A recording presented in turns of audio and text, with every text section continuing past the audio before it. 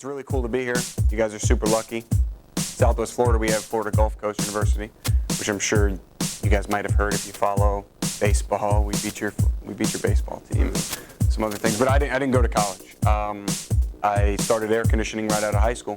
But what I've learned thus far since 17, being in the business and really communicating with people, what I learned is that me being here right now isn't about me. I'm in love with myself, sure, you have to be an entrepreneur. You've got to believe in yourself so hard, because every single day that you're going out there, if you're doing your thing, there's a lot of people telling you you're bad. There's a lot of people telling you you're no good. It's very rare that they're telling you you are good. So you've got to really love yourself. So as much as I really love being here and love telling my story and talking about myself, I'm only here for you guys, right? I think about every day at this point in my career, what do I want to do? And so the biggest question I always ask myself, and just keeps coming up, is what would I tell my 17-year-old self?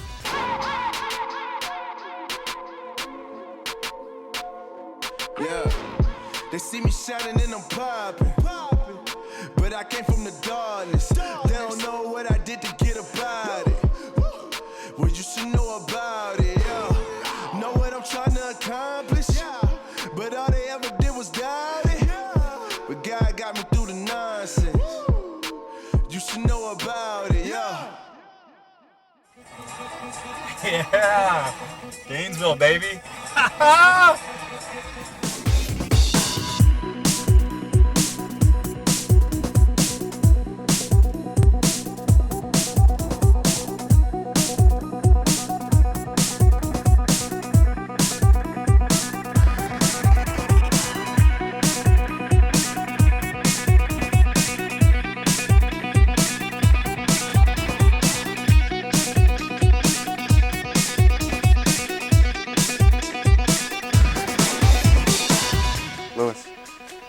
Isan? Isan. Nice, man. Nice to meet you. Nice to meet you. Yeah, I don't know if you must have. Yeah, we're going to be in this room. Cool.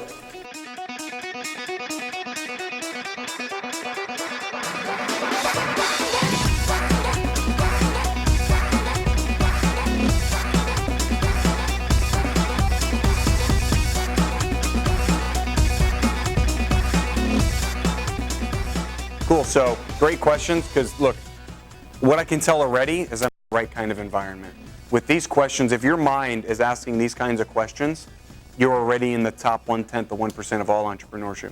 The only way to be successful in entrepreneurship, it's a cliche term today. I say build it backwards. Other people say reverse engineer.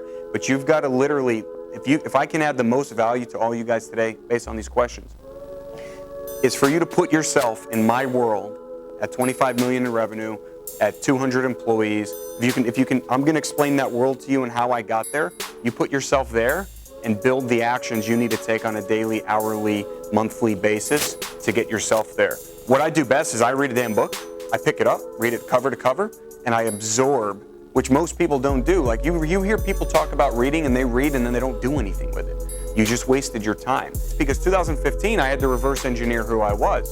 Because everything that I had associated with success, being on national TV, being in the newspaper, when I was a high school athlete, wanting to win championships, everything that I associated with success, notoriety, significance, all that was ingrained in me because of how I was raised and who my father was, right? And so I had to reverse engineer that, because all that happened a year and 30 months into being in business. I mean, year one, we did $2.8 million in revenue.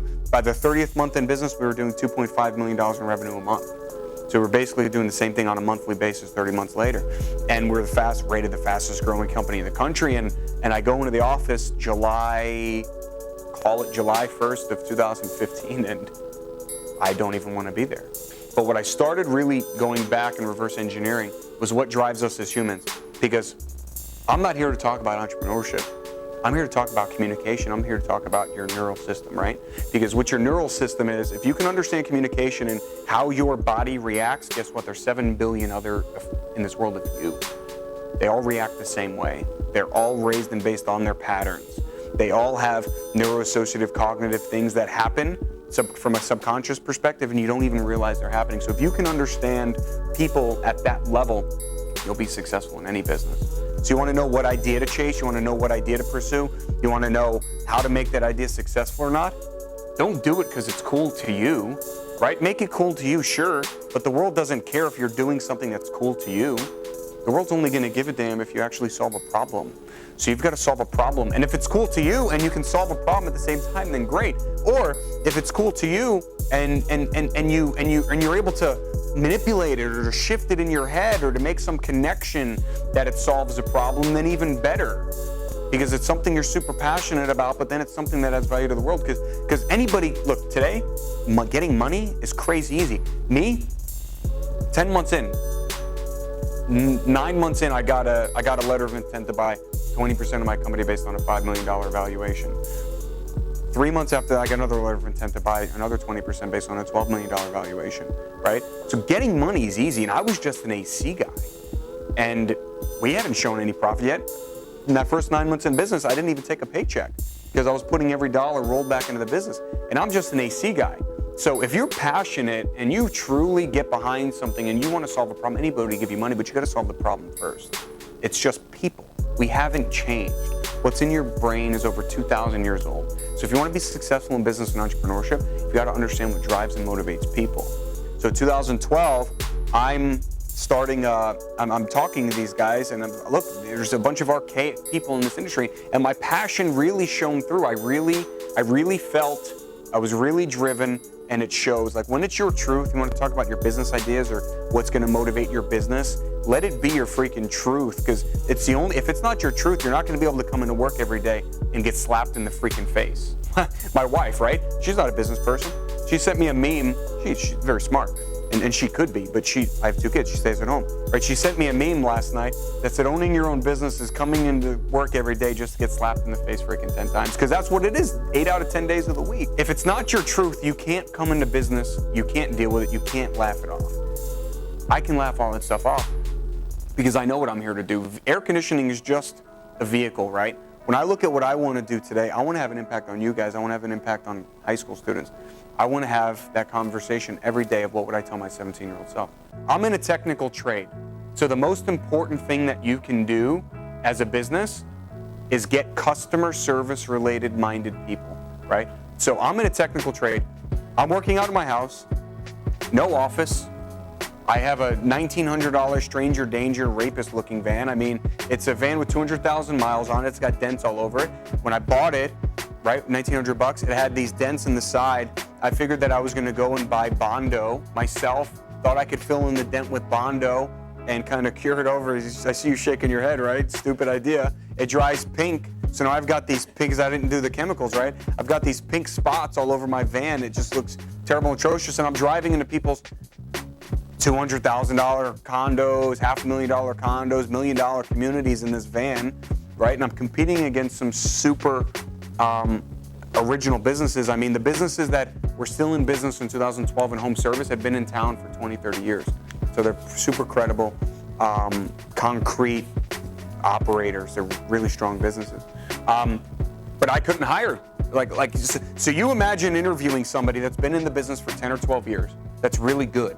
Interviewing them at your house, that car sitting in the driveway, they have a family, they're not gonna take the job, right? So all that I could do is I said, you know what, I can teach the technical, I know the technical, I can scale me, I know what I'm doing, but I can't teach customer service. And thus far in business, I had a lot of experience that with a small family-owned company that we grew completely organic, no advertising dollars, all through the customer experience. So I went and had a lot of friends, and my wife had a lot of friends, and FGC was really booming, that there were a lot of 21, 22, 23-year-old kids that had been invested in tens of thousands of dollars worth of customer service training from the Ritz or from Bonefish Grill or from whatever fine dining place, that they could literally hand somebody a $200 bottle of wine and then say, you dropped the cork in it, take it back, and have that conversation and try and make them happy, right? I could take somebody with that kind of training and that kind of experience for a couple years, and I could teach them, scale me, teach them a 20-point process just to clean an air conditioning unit, right? So I taught them a 20-point process, 6-week program, got them really fast, so that I got to scale my time. As an entrepreneur, you're gonna find out what you're really good at. But the only way you're gonna succeed is if you figure out how to scale yourself. Maybe you have a product today. Maybe you have a technology. Maybe you have something that you don't need customer service yet. You're at a point where you're trying to figure out how to sell it, which I'll go into next. right? I already knew how to sell it, but maybe you're in a point trying to figure out how to sell it. Well, if you're good and you're going to succeed and the market says you're good enough, you're going to figure out how to sell it, but then you've got to figure out how to service it, right? So if you can't service it, no matter how good your product is, the market's not going to care because you're not going to stand behind it. You're going to have issues because, dude, things break. Even if you're in the most tech business I know, because I've got a few tech businesses today, super involved in that space, but the most tech business you know, at the end of the day, still has to reply to an email or pick up a phone, right? So 5149 is you and I, we have a relationship, right? If I'm going to be the guy that's going to add more value, then he's got no reason to dispose of me. So if I'm adding 51% or more of the value, then I'm adding more value than anybody else, and it's my focus, how do I serve you, how do I add value, how do I add value, how do I add value? Then that relationship's gonna stay open, right? So you've gotta have this mindset that people, you don't deserve anything, the world doesn't owe you anything. You gotta start up, just like I did with this presentation. How can I add value? I wanted to know what you guys wanted to know about it. I wanted to know what pieces of my story would stick out the most. Because I think, I might think the coolest part about my story is the damn polar bear on the side of my truck, right? But you might not give a damn about it.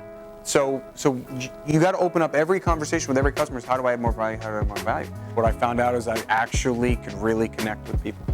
I found out that I really liked helping people. We would run 85-year-old people that had broken air conditioners. When you're 85 years old, it's a health risk. And they would have to call 3 companies out because the first 2 companies just wanted to sell them new units. And we were a small family-owned company. It ended up being a $300 part. I mean, the face that I saw the first time that happened, the gratitude that I experienced was so powerful that I then knew that that's what I wanted to do. So I fell into it, but I made a spiritual connection to myself for me to actually make it what I wanted it to be. Great question. Thanks. Thank you, guys. Thank you so much. No problem, man. Bruno, that was amazing. Thank you so much. Cool, man. I really love that. Good. Look at it. So, like, I